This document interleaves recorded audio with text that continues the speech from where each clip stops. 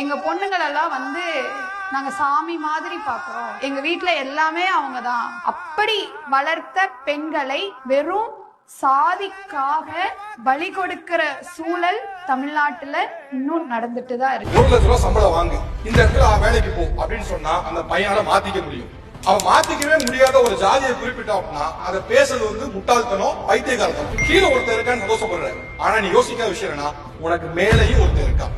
நீ ஒருத்தர் அடிமையாக நினைப்பது போல உனக்கு மேல இருக்க ஒருத்தனும் உன்னை அடிமையா நினைக்கிறான். ஒரு இஸ்லாமிய குடும்பத்துல இருந்து கவினை வெட்டி கொண்டிருந்தாங்கன்னா கிளம்பியிருப்பாங்க. இன்னைக்கு பூரா இந்துக்களுக்கு பாதுகாப்பு இல்லை, பூரா பேர திரண்டு வாரீர் அப்படின்னு நீ சாதியை பத்தி பேசுற, நீ மதமா நிக்கிற அப்படின்னு நான் பலமுறை சொல்லியிருக்கேன்.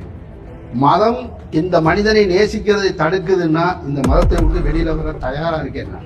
அந்த மதம் எனக்கு தேவை. உங்க வீட்டுக்குள்ள எவன் ஒருவன் பெண்ணை மறுக்கிறானோ, பெண்ணை மறைக்கிறானோ, பெண்ணை சமமா நடத்தலையோ அவன் தான் ஜாதி ஆதிக்க போறான்.